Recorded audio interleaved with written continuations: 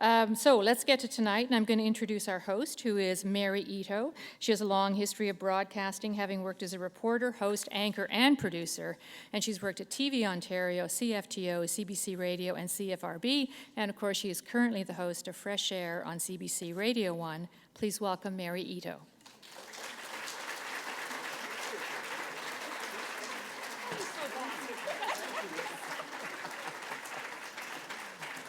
Well, welcome, ladies and gentlemen. It is wonderful to see such a big crowd because we were talking earlier and I was saying, it's been a tough winter. We haven't had that many nice days. Okay, is anyone going to show up? Because today was such a gorgeous day. So thank you very much. You are here for an evening of conversation with the music director of the Toronto Symphony Orchestra, Peter Oundjian.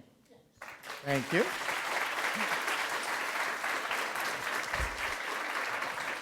Just over 10 years ago, the Toronto Symphony was a very different orchestra.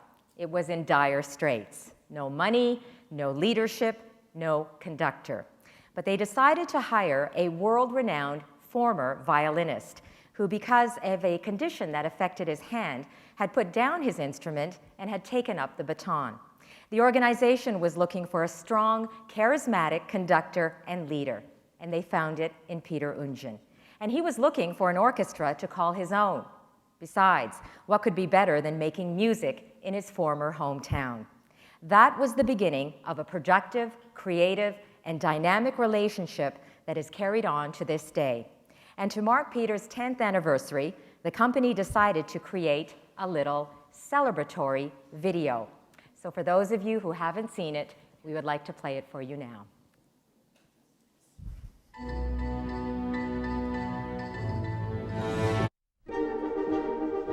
Hello, Peter. This is Lang Lang. I wanted to congratulate you on your 10th season with the wonderful Toronto Symphony Orchestra. Hi, Peter. This is Itzhak Perlman, and I would like to congratulate you on your 10th season with the Toronto Symphony Orchestra. It's been great working with you. I always enjoy it because you're a terrific musician, and of course, why not? I was your teacher. Hi, Peter. I'm Rosie, and I play the cello. I'm Claire, and I play the flute. I'm Doug, and I play the bass. And on behalf of the TSYO, the three of us would like to congratulate you on your 10th season. And we're all looking so forward to what you got planned for the TSO and the TSYO. Congratulations from all of us. Hi, Peter. It's Jonathan Crow. Congratulations on your 10th season with the Toronto Symphony Orchestra, and I've had a wonderful time working with you. On behalf of the orchestra, I just want to say how excited we are to continue to make music with you in the following seasons and work towards the great projects that we have coming up. Congratulations again. Hi, Peter. It's Andrew calling to wish you a wonderful 10th season with the Toronto Symphony Orchestra. The orchestra's been so lucky to have you guiding them these years, and I wish you a great season and into the future. Hi, Peter. Congratulations on your 10th season.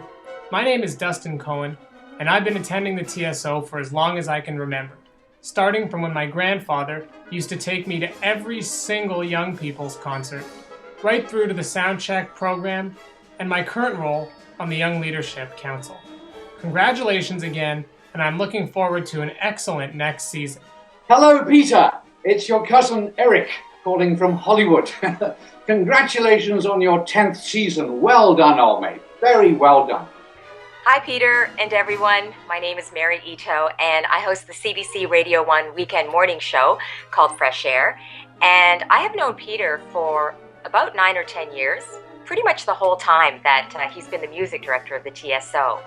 And of course, Peter, super talented, smart, charming, personable, seems like the perfect guy. But you probably don't know this. He is lacking when it comes to tennis. I actually beat him in a game one day. Yeah. Even though I taught you the violin, but when you start early, you become more, experienced only because of the teacher. And what makes it even more embarrassing is that Peter was once a tennis instructor. I'm pretty sure. Carlo, was Peter a tennis instructor? Was Peter a tennis instructor? Yeah, I think pretty much he was a tennis instructor or a tennis coach, and he might have even won Wimbledon at some time. When are you going to do Not Gonna Star again? That was great, All right, I've got to go now as my probation officer's here. But aside from that, I will concede. that he is a heck of a conductor. Every time I go to Roy Thompson Hall and I sit in the audience, Peter is able to make such a profound connection with the audience, the members of the symphony, and of course with the music itself. So it's truly magic to be a part of that. Congratulations, Peter. Just kidding. Anyway, again, congratulations on great 10th seasons with the Toronto Symphony Orchestra. I'm looking forward to many, many more seasons working with you.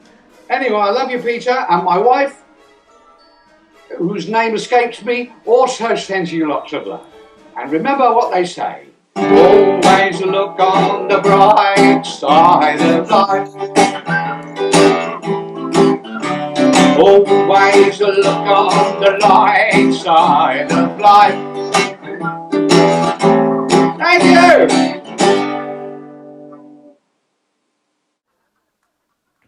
So cute. Oh, wow. Very fancy. Peter Oundjian, ladies and gentlemen. Just to make it clear, I got to be fair to Peter, we did go on the court again, and he totally wiped me. So we have to have a rematch now. Definitely, definitely. It's interesting. So Eric Idle, I guess many of you know, is Peter's cousin. How close were you growing up? I mean, did you see a lot of each other? I didn't actually know he existed until I was 12. I mean, it's kind of a funny but tragic story in a way as well, because my mother was the fourth of four girls, and they were born in Jarrow, next to Newcastle. And when they were about sort of 11, 10, 9, and 8, the father passed away, suddenly had a heart attack and passed away. And he was in a second marriage, actually. He was, but he was not elderly by any means. And the mother was pregnant with what turned out to be a baby boy. After the boy was born, the mother then passed away within a few months, so left these 5 children kind of abandoned in the north of England in the, I suppose it would have been in the 20s. So things were sort of all right, but they went into the mother's. This is a terrible way to start the evening. It's such a depressing story. I tell you. No. Yes. But you asked. Sorry, I asked you. But it is a fascinating story, actually, because so these kids were taken in by the mother's brother, whose name was Frank, and the baby boy was named after him. He was Frank. But they adopted the baby boy, so his name became Frank Bertrand, and which had been the mother's maiden name, of course, and that was Uncle Frank's name. And all of the girls were the Sanderson girls. And my mother always said to us, I was the least desirable child imaginable, the fourth daughter of 4, and taken in by somebody else. And they had, so the lower 2, numbers 3 and 4, and numbers 1 and 2, just didn't get along very well.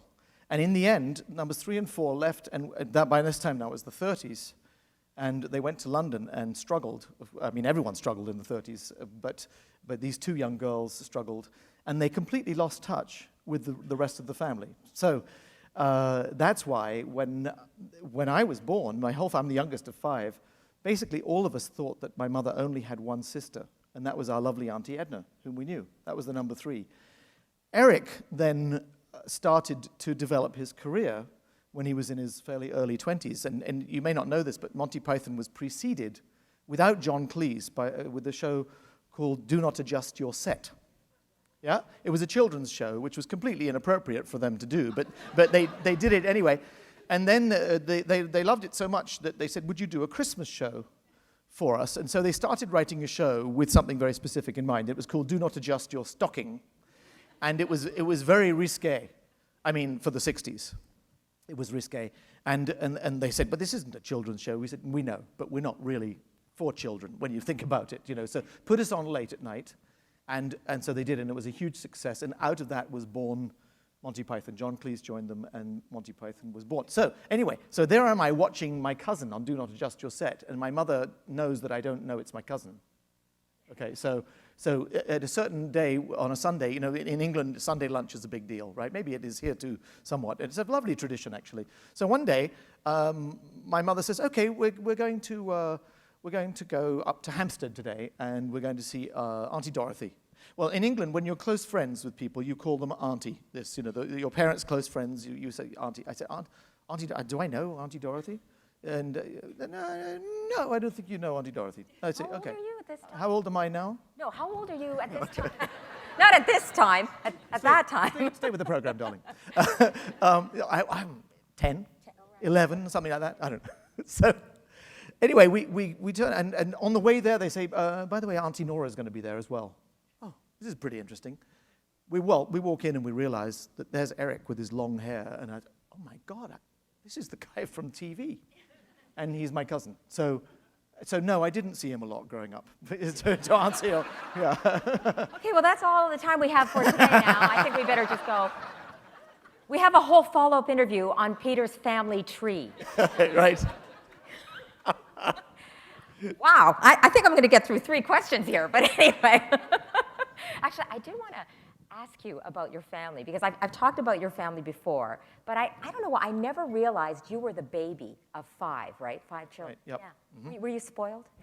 No, not at all. Do I look spoiled? Well, I don't know. I mean, my mother grew up in difficult circumstances, and then came the war, and frankly, after the war, my mother thought we were on rations until about 1985.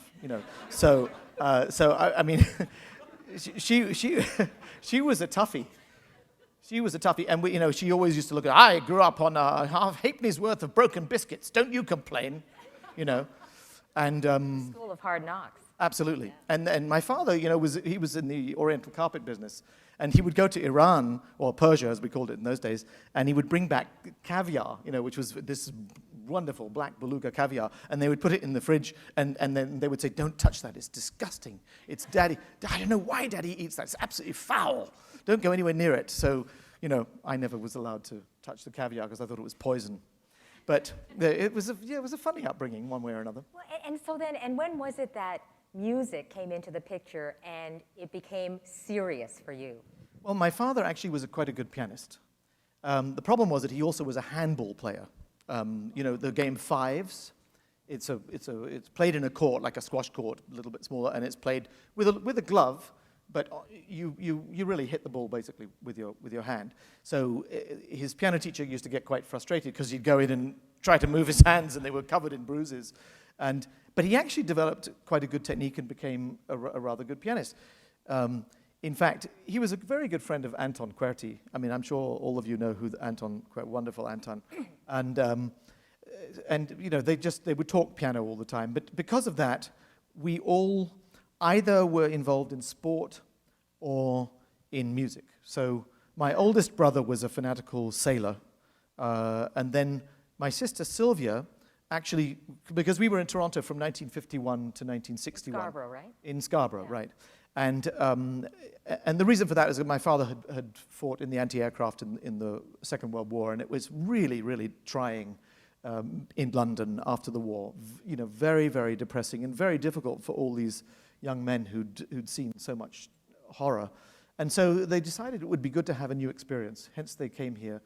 And so my sister actually went to Branksome Hall for some time, and then one day she tells this story. Dad came to her room and said, "No, take off your Branksome Hall uniform, darling. You're not going to there anymore. You're going to this new school. It's called the ballet school." And it was the very, very first year of the ballet school, and they decided that my sister, who was a very nice dancer, should be at the ballet school. And now, look what's become of that. So she was in that very first year. Then my brother Haig, and she became a skater later. And my brother Haig, he saw Donnie Jackson skate one day. Did everyone remember who Donnie Jackson was? Okay. And he said, "That's what I want to do." And sure enough, he was British champion, and he was in the 68 and 72 Olympics as a skater. So didn't you have an uncle who was some champion skater as well? Well, no, that's my brother. That's your brother. Yeah, I thought there was my some brother. British. Yeah, no, he was the British champion. Was this at the same time that Toller Cranston was really? Exactly. They were exactly contemporaries. Okay. Toller and my brother were contemporaries. And then my sister, the number 4, is a very fine pianist. But her son plays for the Chicago Blackhawks. Yes, we know. We know about that. Ben Smith. You must have been heartbroken last night. I was too tired because I realized they'd lost, but I'm so jet lagged that I couldn't quite. When I woke up this morning, I was like, hey, wow, that was terrible. But you were there for one of the games, weren't you? I went to Minneapolis a couple of weeks ago to watch them beat the Wild. That's insane. The skill level of hockey is mind-boggling. So you know what's incredible? You just spoke so at length there, but never talked about the answer to the question I asked you. Oh yeah. Which is, how did you get interested in music? You talked about everybody else but that. Well, I think, it's partly because it was sort of in the family all the time, because if you were a skater, you had to choose your program. So, my sister and brother. But you weren't a skater. No, so my sister and brother were always listening to music and trying to figure out what they would skate to, and I would hear music. And then, my dad had a great friend who was a wonderful violinist. And he would come over, and I loved the violin. They forced me to play the piano first, but I really didn't want to play the piano that much because my sister was much better than I was. And when I found the violin, I started playing. It sort of was a natural instrument for me. So by this time, we were back in England. I left Toronto when I was 5.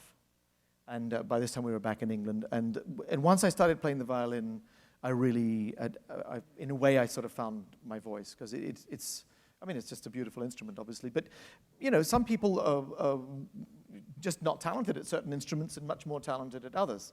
And I think that's true of most people, in fact. So the violin was certainly the right instrument for me. I was sad when I heard last year that the Tokyo String Quartet, which you were a part of for, was it 14 years? 14 years, yeah.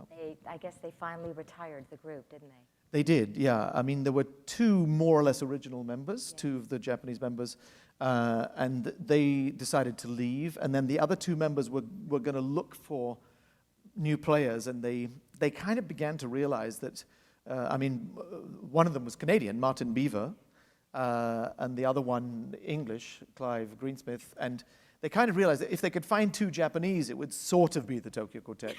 But if they couldn't, then it would be, that's just the way it goes, but it would be very clear that it was. The Budapest Quartet actually ended up being 4 Russians, but you couldn't tell that when they walked on the stage. Well, when you were part of it, because you started in the early 80s with them, right? I think. I started in 81, yes. In 81, right. So you were the only non-Japanese.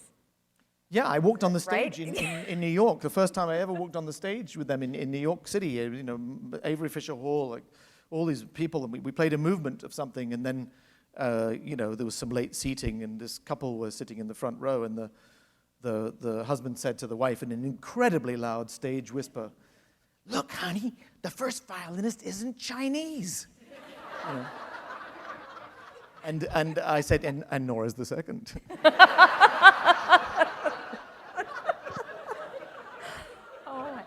So, being with that group for 14 years, where was your home base? They actually moved from Tokyo to form the Tokyo Quartet in 1960. Well, they formed in about 69, but they went to Aspen in 1967. It's kind of an interesting story, actually, to study with the Juilliard Quartet, who'd inspired them enormously when they traveled to Japan in 1965 and given master classes. So these guys came to Aspen. But, in those days, the Japanese economy was still pretty desperate. It was still sort of post-war Japan. And so they didn't have the resources to go and study at the Juilliard School. So they needed to do something.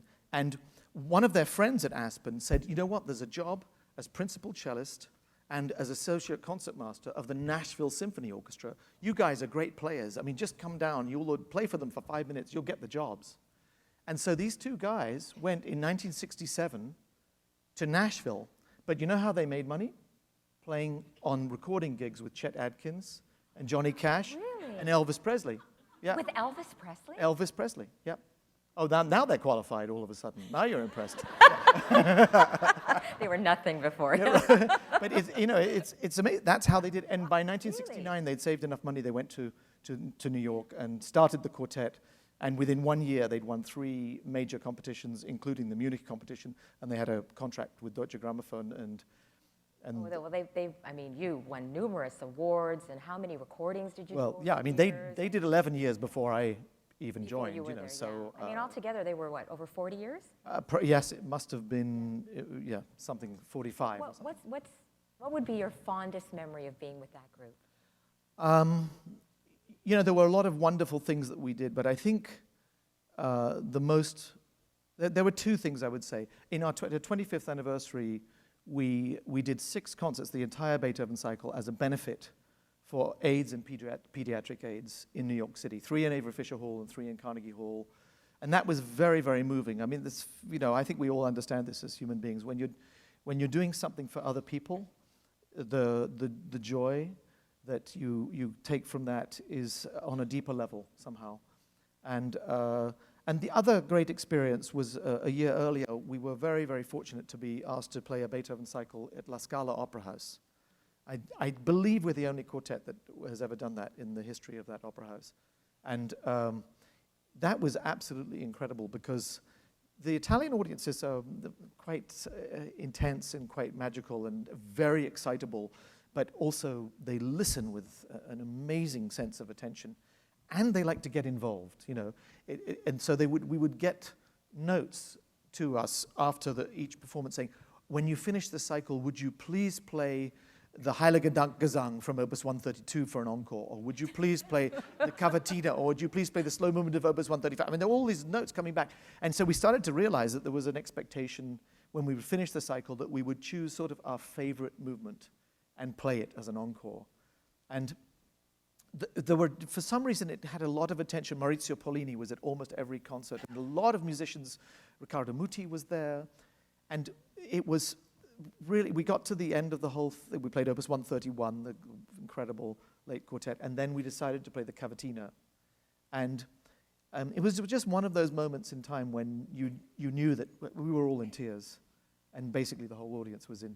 And tears of joy and hope and expectation and jubilation, not entirely of sadness. But if you don't know the Cavatina from Opus 130 by Beethoven, now you can just put it on YouTube. You could just put Cavatina Beethoven. You probably can put Tokyo String Quartet and hear a recording of it. It's 7 minutes of the most sublime music you could ever imagine. That's so interesting that you got notes. No, I mean, so is that fairly common, I guess, in Italy? I mean, do you get notes at the TSO from audience Well, members? once in a while. Now you get a lot of comments on the internet, but I think that was very special for that audience. I mean, remember that chamber music audiences can be very involved. A lot of them are players as well. They're really fanatics. Not to say that the listeners of orchestral music are not, in many cases, fanatical.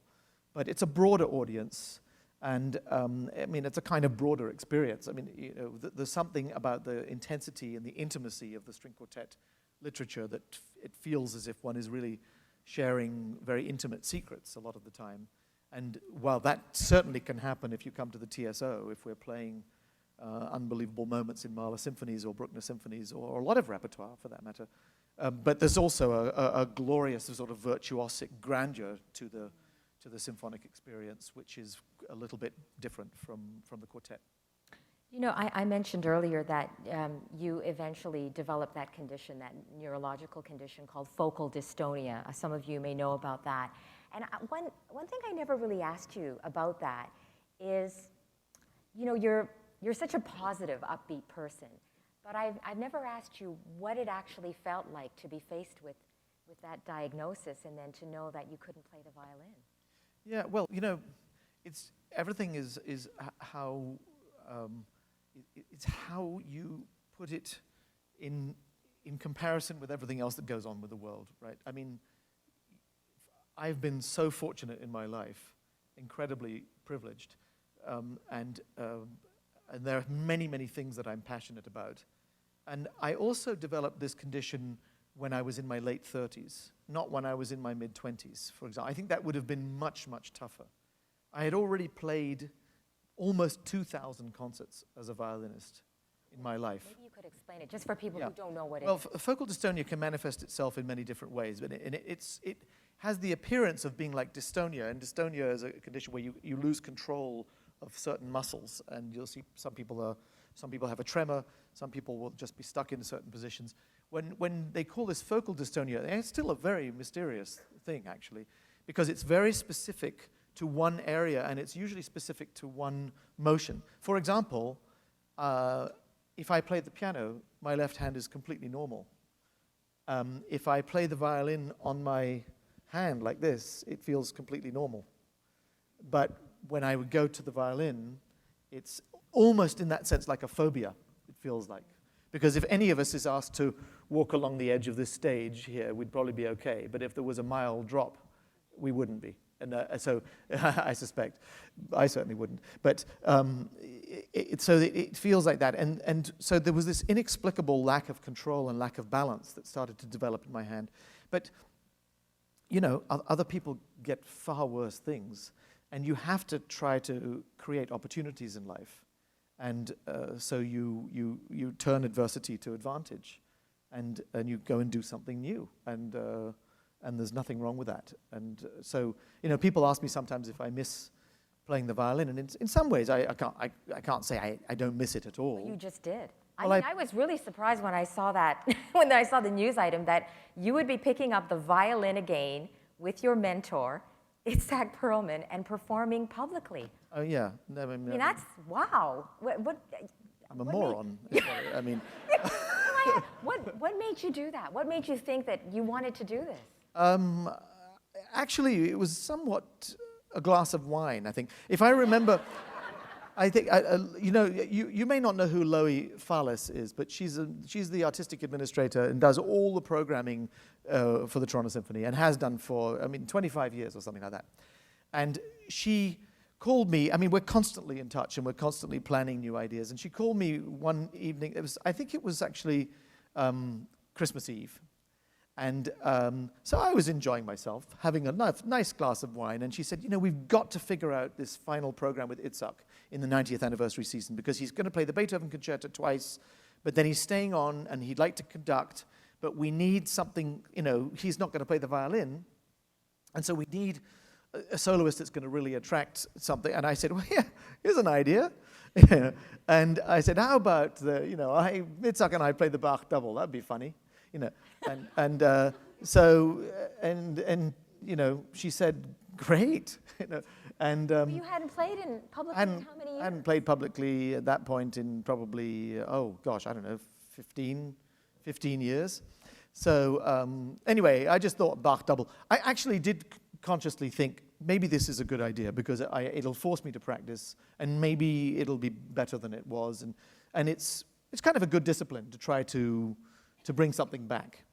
Anyway, I started practicing about a year later because the concert wasn't going to take place for something like 16 months after the date I'd agreed to do it.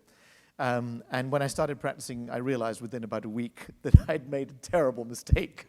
And so I called Loie and said, this is not going to work. This really is not going to work. And she said, I don't know what Itzhak's going to do, because Itzhak was very excited about it. And so it was actually one of the great moments of mentorship that I have received in my life. I called him, and he spoke to me. First of all, I made various suggestions of other alternative programs. He said, no, I'm not interested in doing that. I want to play with you on that night. It's special. I want you to say. And then he said, so come on, tell me. You've never really told me. What's wrong with your hand anyway? And he spent an hour on the phone with me making various really incredible suggestions about how I might work, how I might think, how I might practice. And it was a fantastic piece of mentorship. And when I put the phone down that day, I said, I am going to do this, because if Itzhak Perlman can do what he's done in his life, I'm going to get on stage with him. And even if I don't play very well, I'm doing it for him. So that was what happened. And I, when the time came, I had struggled quite a lot, but I could sort of, get through it. Because nobody can tell that it doesn't look funny particularly. Sometimes I might make a mistake. You think, wow, that's a little odd. Why it looks like you shouldn't make a mistake. But in reality, I feel like I'm about to fall off the fingerboard the whole time.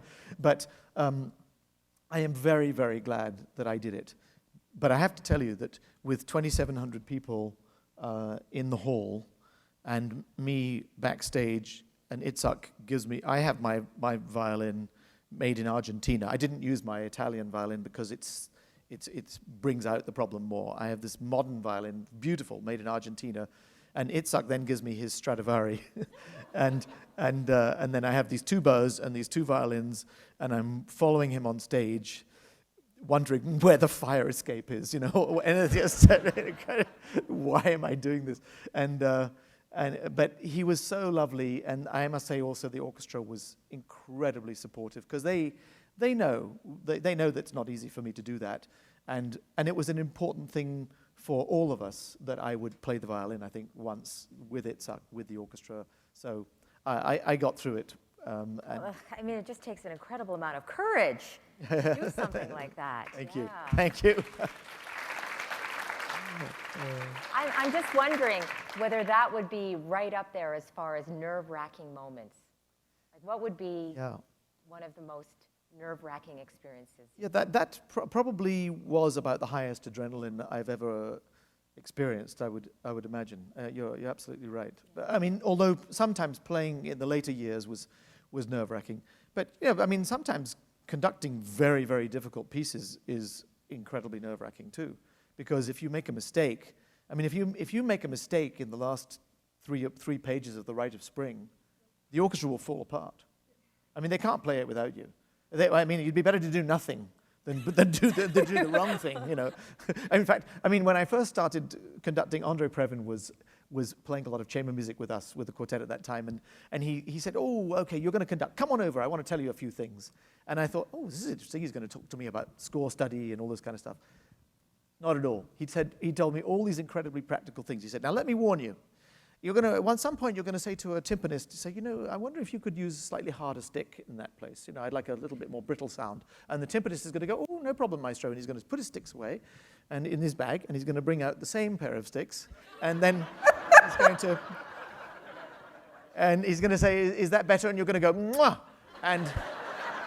And then he'll look at the rest of the percussion section and say something which expletive. So, I mean, and that's the way it goes. But he told me all these really, really useful things. And another thing he said, "Believe me, in your conducting career, you will get lost on more than one occasion. I assure you, you will be lost. It happens." You mean while you're conducting? While you're conducting, you're suddenly going to go, "Oh my gosh, I don't really know where I am." And he said, "Trust me, don't do very much when you're lost. Don't move a lot when you're lost," he said. Very good advice. Has that happened? I'm not telling you if that's happened. Oh. I haven't been lost for several days, actually. It's been a good week. I mean, last week I was conducting Mahler 8. You don't want to get lost conducting Mahler 8 because there's, it's called the Symphony of 1,000. We did it here 2 years ago. I don't know how many of you have managed to come to it, but it's incredible. It's got 2 massive choirs and a children's choir, 8 soloists, and a huge orchestra, and just all kinds of things going on, and you don't want to get lost in that. What has been the most difficult piece that you've done with the TSO? Most difficult piece. I think pieces have different kinds of difficulties. Obviously... Maybe what was the most difficult night? Oh, the most difficult. I'm a very positive person. I forget difficult nights. I think, I'll tell you, conducting in front of composers can be, I find it especially nerve-wracking when I'm conducting a very difficult John Adams piece in front of John Adams. I mean, because his music is great, and he's actually a very good conductor, and he's conducted all of his music many times, and he really knows what's going on. So I find that, I really am very, very conscientious about preparation for music like that. And, but, and sometimes you have a concerto that's extremely difficult to accompany. And people don't necessarily realize that, but Manny Axe once brought a piece by Melinda Wagner, not related to Wagner, but spelled the same.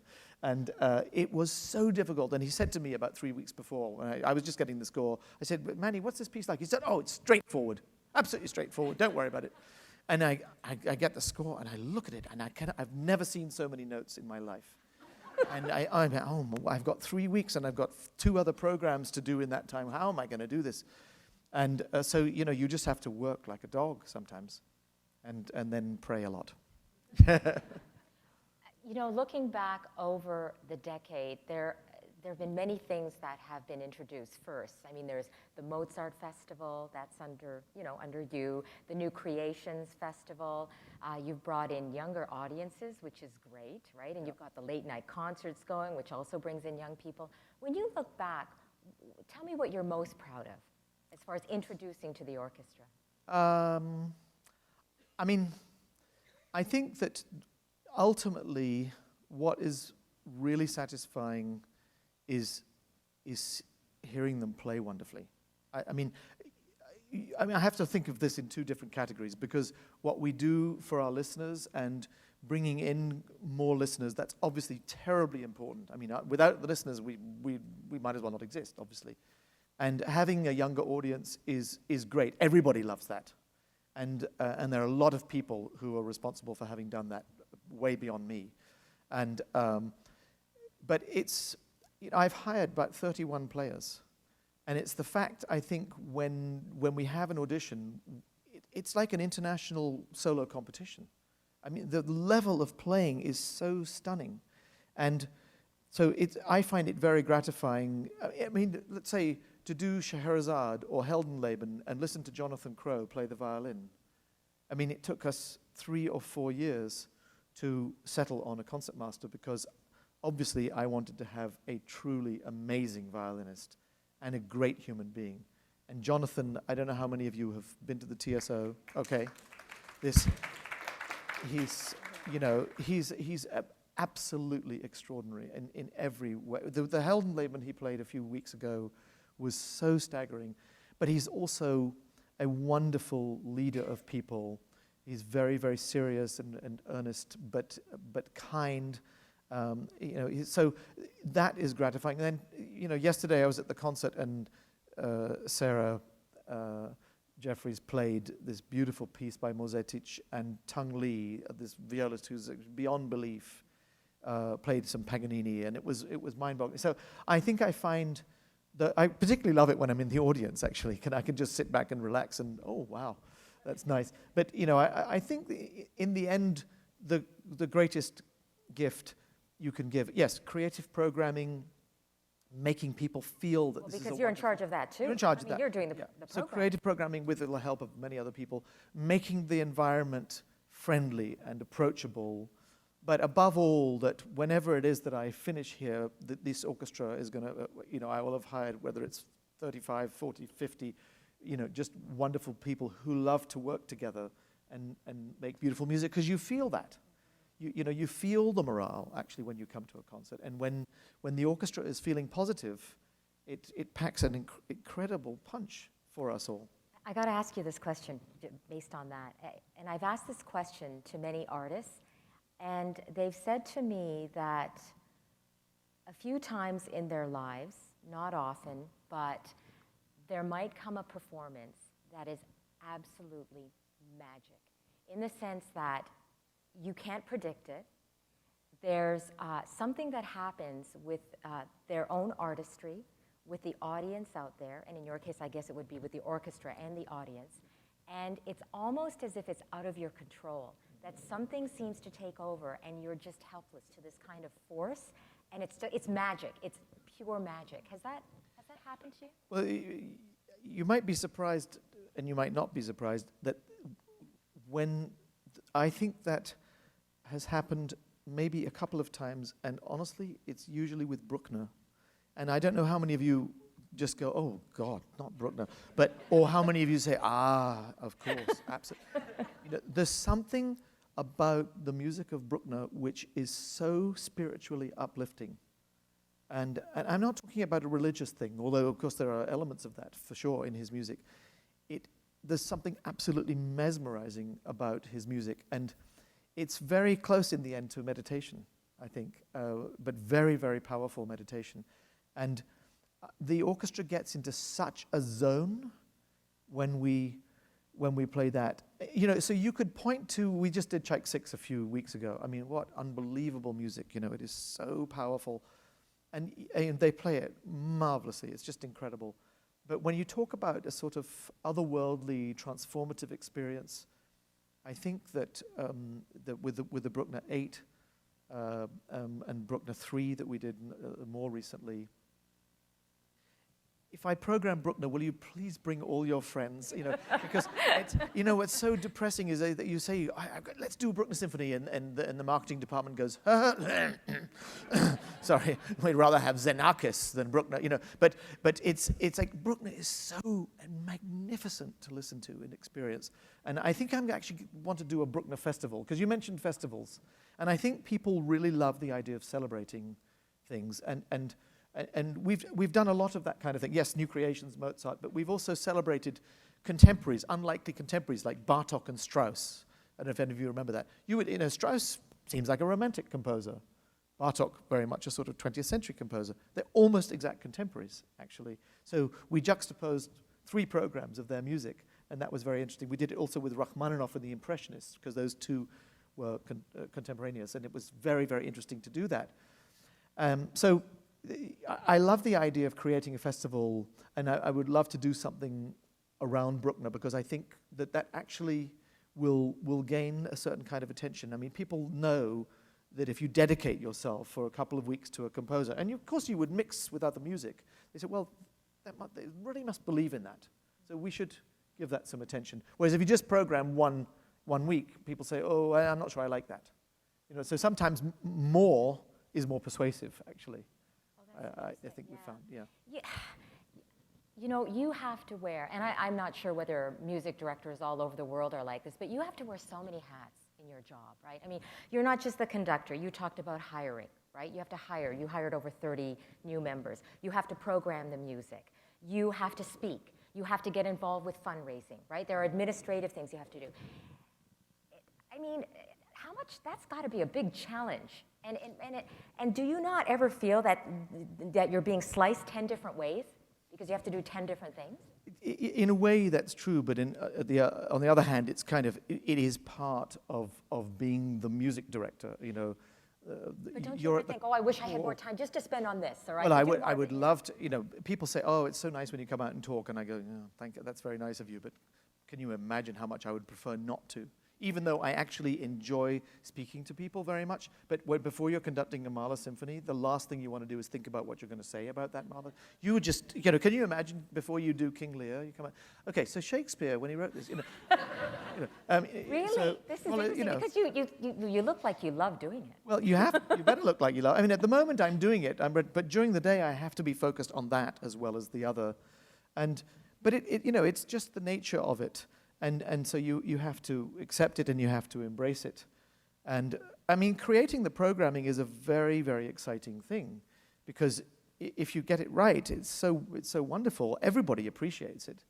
And sometimes you come up with a crazy idea, and it takes. We've got a really interesting idea brewing right now, actually, which has to do with, because I am fascinated by the fact that the 20th century is so diverse. It's in terms of language. I mean, it is in terms of art too, in terms of culture generally. So many different writing styles, so many different compositional styles in the 20th century. And I think, a lot of people are kind of afraid of 20th century music. And I think that I have an idea which I think is going to really be exciting to give us a journey through the first 4 decades of the 20th century over quite a long period of time, and juxtapose all kinds of different music that was actually written pretty much at the same time. So that sounds like another festival. It's going to be more than a festival. It's going to be a massive focus, I think, upcoming. And and in fact, I want to get the museums involved in doing a similar kind of retrospective or an examination of certain periods, so that the city, possibly even the theater companies, the city is embraced by this event, where we're looking at, wow, that's really interesting. So between 1900 and 1910, you had the Schoenberg Chamber Symphony, but you also had Elgar's First Symphony, or any of the last Mahler symphonies. Yeah, how fascinating. And then you get to the 30s, and you had a very, very complicated music, very dissonant music, but at the same time you had Samuel Barber writing his string quartet and the beautiful Adagio, and I think people are interested by history. We must be interested by history, because we're all interested in life, and history is part of life, and memory is part of life, and memory is part of history, and so they're all associated. So I think sometimes just playing nice programs is one thing, but creating a context, I think, is very, very important for us. So, I can't get over, in addition to everything I just said that you're doing, you're also not even here a lot of the time because you're guest conducting elsewhere. You are also the music director of the Royal Scottish I don't know if you knew that, but we have to share him with the Royal Scottish Symphony Orchestra as well. Why do you do all that? That's a really good question, and I ask myself that question every night. A lot of musicians work look, Andrew Davis, who you just saw there, is music director of the Chicago Civic Opera and the Melbourne Symphony.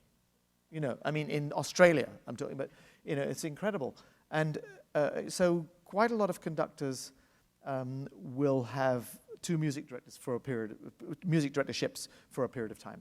And it's actually, in a way, it's very exciting because you're building things in a certain community. The community is very, very different there. I mean, we work in Edinburgh and Glasgow and Dundee and Aberdeen and so on. And it's a very different kind of orchestra. What does it give you to do that and to do this? Well, I think actually, the experience of doing that probably strengthens me on some level as a musician. You're supposed to get better at things when you practice them, right? So in general, I think I examine how to get a great result, hopefully, out of a completely different group of players. And also sometimes I know what the Toronto Symphony can do with a certain thing, and I can help bring that out of the Royal Scottish National Orchestra. And sometimes they will have a certain attitude towards something, whatever it is, whether it's sound or phrasing, that I go, wow, that's quite magical. And I could get more of that from the TSO. But the other thing is, it's in Europe, and we play at the Edinburgh Festival, and we play at the Proms in the Albert Hall. Now, I'm delighted to say that finally I'm taking the TSO to Europe. Oh yes, for the first time this summer. Yeah. That's right. Yeah. Mm-hmm. So in August we're going to play at the Amsterdam Concertgebouw and in the Helsinki Festival and in Iceland and in Vienna and in Germany, and so it's going to be really exciting. What do you think, moving forward now that you've marked the 10-year anniversary, what do you think is the greatest challenge for you in the symphony moving forward? The greatest challenge is actually to push the momentum even a little bit quicker now.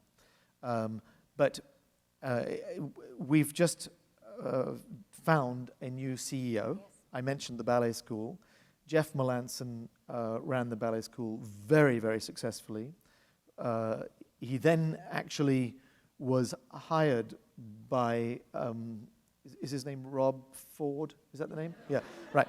And Rob Ford actually basically hired him to try to reduce the budget for culture in Toronto, and Jeff managed to double it.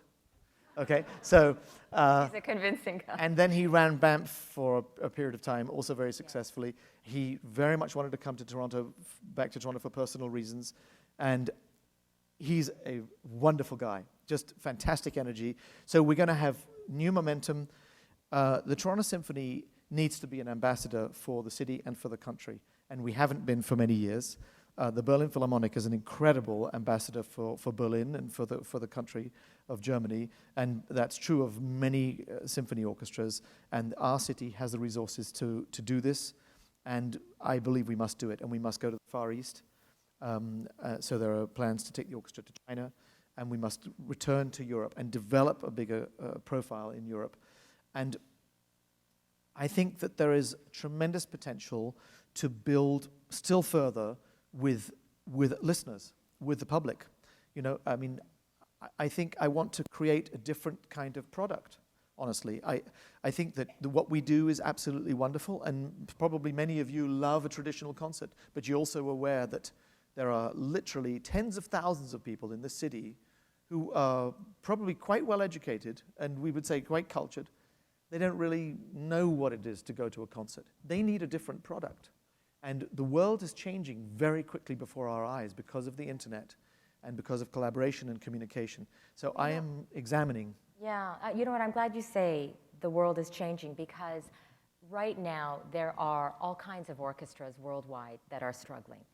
And of course, you know, the Toronto Symphony as well, there are financial difficulties with the symphony. Do you see then this kind of vision, what you're talking about, that it will help, do you think, with bringing in more people into the, you know, into the TSO to hear them? Or I don't know whether part of the struggles of the TSO are actually part of what is going on with orchestras around the world. Well, I think that both of these things are true, and I think that part of the reason, I don't think the music is so bad. I really don't. But I actually think that it's fine to do concerts, because there are lots of people in the city who want to hear concerts. But there are far more people, I think, on top of that, who would come to a different kind of experience. And I actually am really interested in creating an experience which is much more spontaneous.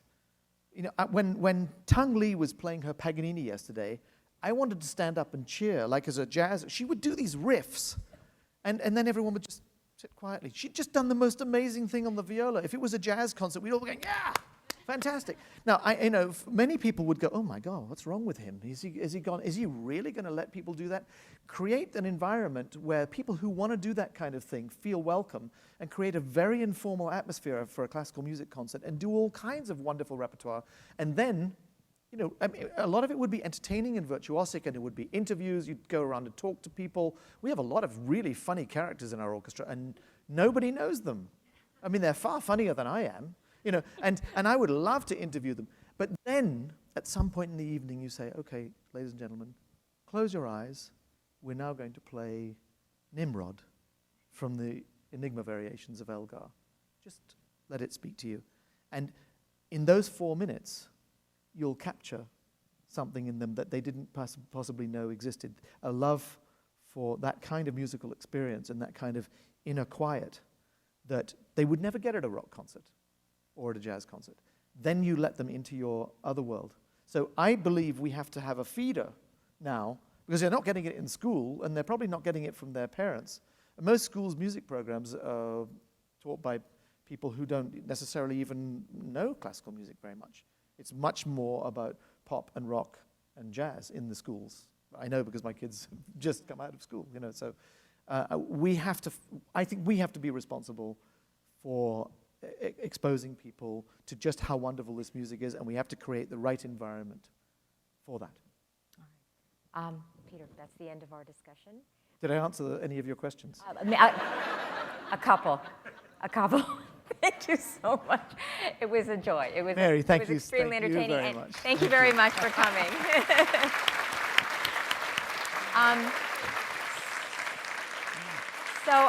At this point, let me invite any of you, if you have a question that you would like to ask Peter, there is a mic that's set up right in the center aisle. So please feel free to come forward and ask Peter a question. Make it really embarrassing. Hello, I don't think this will be embarrassing. My name is Maureen Comloche, and my husband and I attend the casual concerts. We were in the audience, in the balcony, on May the 10th. May the 10th. And you started the Tchaikovsky 6, and then something very strange happened. You turned away, everybody stopped, you turned away over sort of your left shoulder, and you had a little interaction with somebody in the audience. And the lady beside me said, "What's going on? What's going on?" I said, "Well, I don't know. I really don't know. So could you tell us what went on?" So we started Tchaikovsky 6, and there was a sound that was very loud on the stage, and I had no idea where it was coming from. But clearly, it's perfectly natural that we would have a few hearing aids in any concert hall. You're bound to. I mean, and sometimes a hearing aid can make a whistling sound and a whining sound, and I always feel that if it's early in the program, it's nice to just, and what I always do is to say, would somebody be a kind neighbor And if they can hear this hearing aid, just please let the person know, because very often the person, I know this from my parents, they don't know that their hearing aid may be making a sound. Well, and Tchaikovsky 6, it's so magnificent. I just thought, we can't go through the whole symphony with this going on. You know, so I was actually trying to figure out if it was a hearing aid. You know, I think it ended up being one of the lights in Roy Thompson Hall, because as long as I stopped and asked people if they could figure out what it was, nobody, and it went on through the whole thing. So I just had to completely put it out of my mind. But so yeah, it must have, and then we started again, right? Yeah. Well, anyway, where we were, we enjoyed it, and didn't get any of this problem. Well, that's what it was. Thank you for asking. Thanks for bringing that up. All right, next question. Hello, Maestro. So I have two questions for you. The first one being, besides Bruckner, as you already mentioned, what repertoire do you really love to conduct? And second of all, as an aspiring baritone myself, what kind of qualities do you really enjoy working with, either in personality or musically in singers? Well, you know, there are a lot of composers that I love. And, you know, we have this saying, I mean, it was Rostropovich who I first heard say this. He said, if you ask any musician what is their favorite composer, it is the composer who wrote the piece that you're playing at that moment. You know, and honestly, that is very often the case, but not always.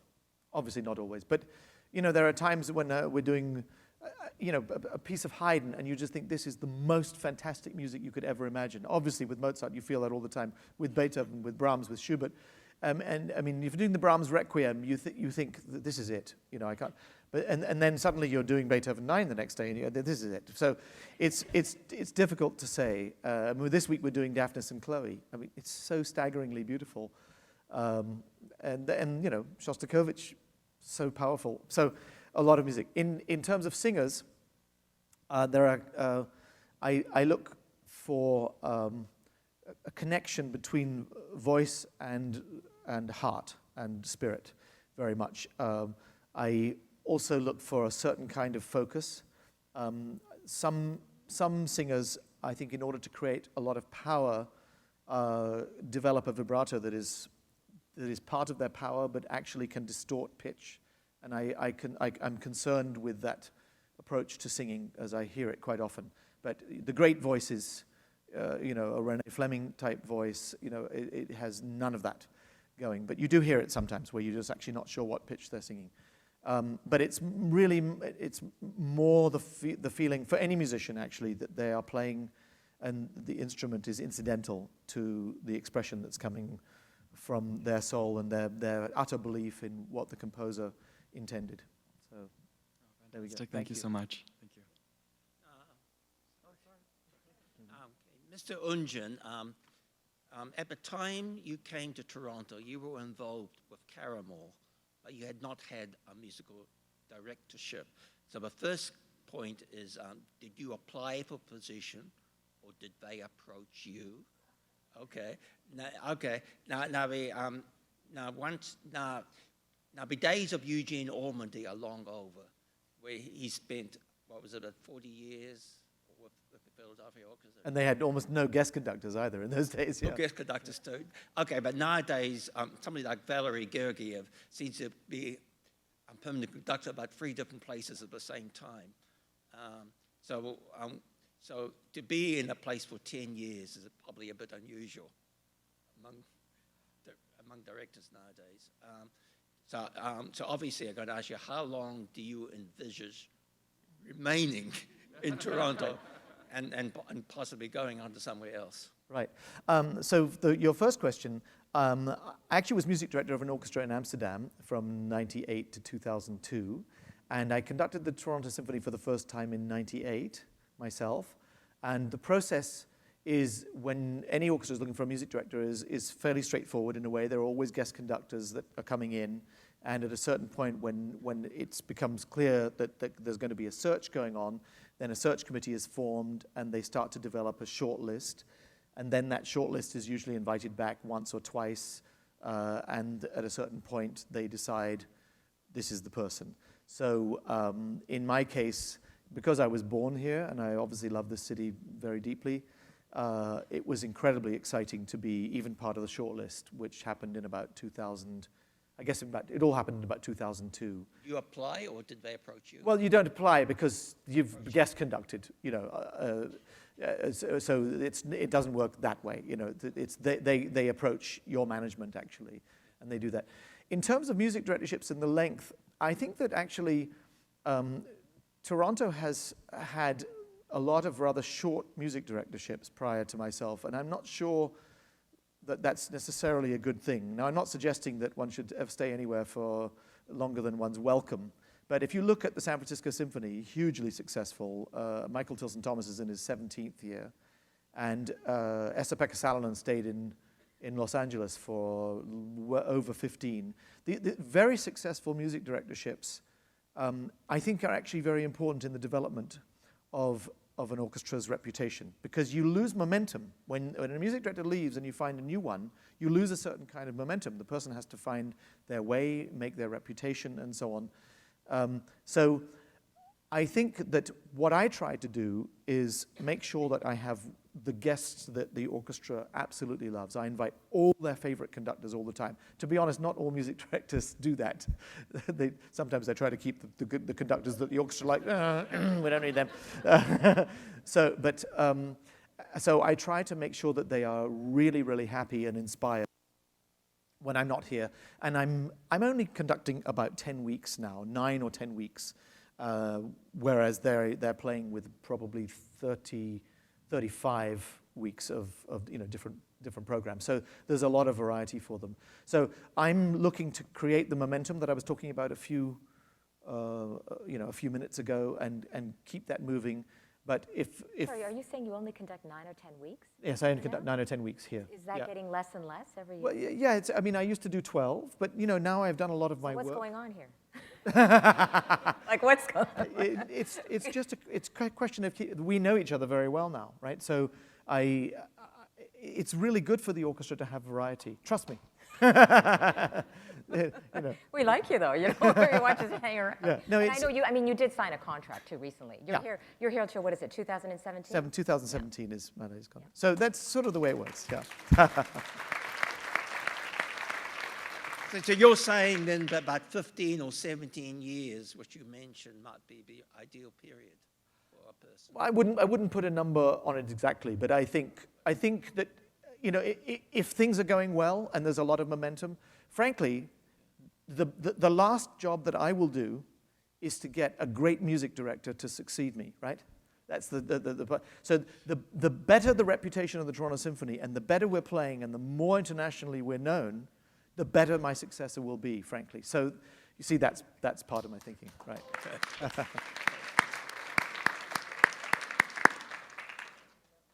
Hello, Peter. I heard you conducting Oundjian on the Rachmaninoff 3 in Toronto.